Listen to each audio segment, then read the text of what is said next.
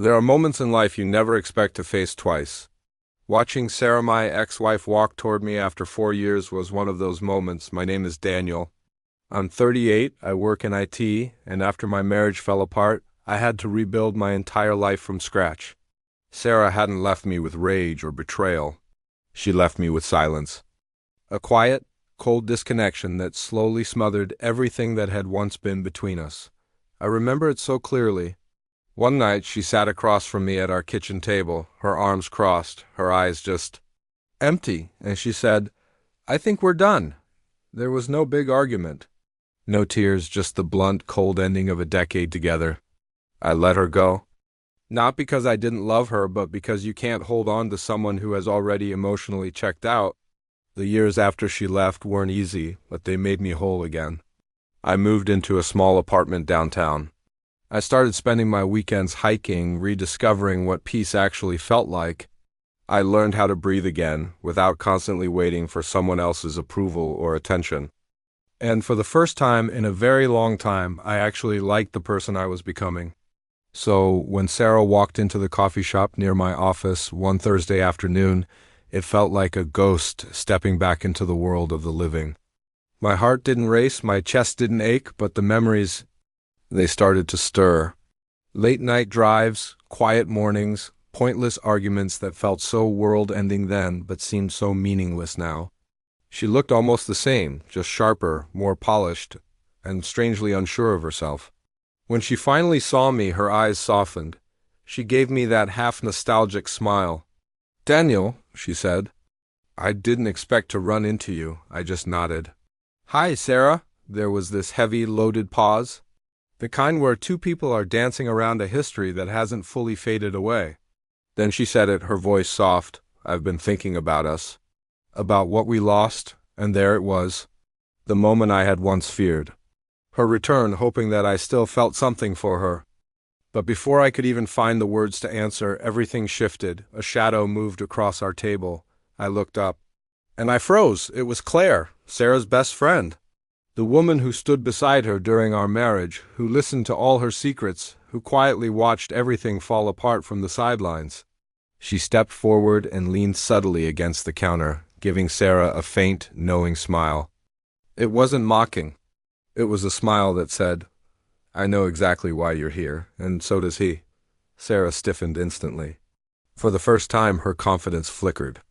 "Claire," she said, her voice tight, trying to keep her composure. "Didn't know you were here." Claire didn't even answer. She didn't have to. Her presence alone was enough to completely unravel the script Sarah had so carefully prepared. Sarah turned back to me, trying to regain control. "Daniel?" I thought maybe, but her words faltered. It was fascinating to watch. To see her power slip away, to see her realize that I wasn't the same man she had left behind. And Claire, just standing off to the side with that quiet smile, amplified it all. Because Claire knew something that Sarah didn't. I had moved on. Not into another relationship, but into a life where Sarah no longer held any power over me. Sarah's eyes flicked nervously between us. I finally spoke, my voice steady. "What we had. I don't miss it anymore, Sarah." Her expression just shattered. First shock, then confusion, then a flicker of genuine hurt. "You don't?" she whispered. I shook my head gently. "No. I learned that letting go isn't failure. It's choosing yourself." Claire's smile grew softer, almost approving. Sarah swallowed, her fingers trembling at the strap of her Persa nervous habit I remembered all too well. "I thought maybe you still cared."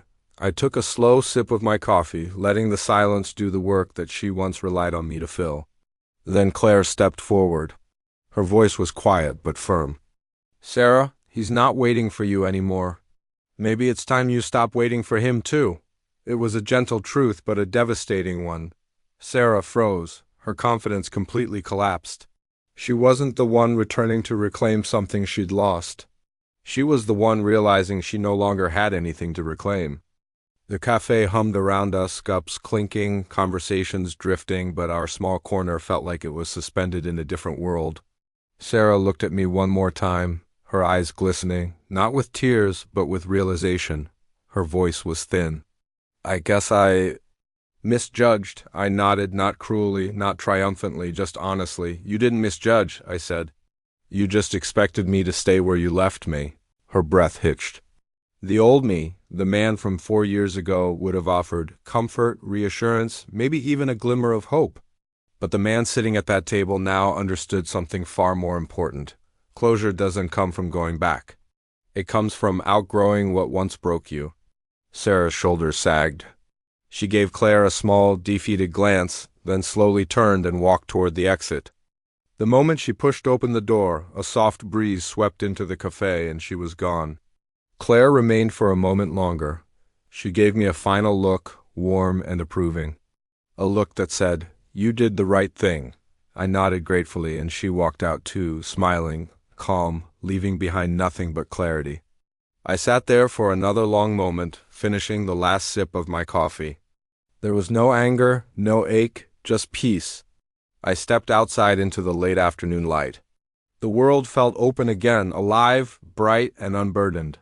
And as I walked away, one thought settled firmly in my chest. Sometimes people return not because they love you, but because they expect you to still be the safe place they abandoned. And sometimes the greatest victory is simply showing them you healed. That day I realized with absolute certainty that the past had finally lost its hold on me, and I had finally won. Thank you for watching. If this story resonated with you, please consider liking this video and subscribing for more content. It really helps the channel grow. See you in the next one.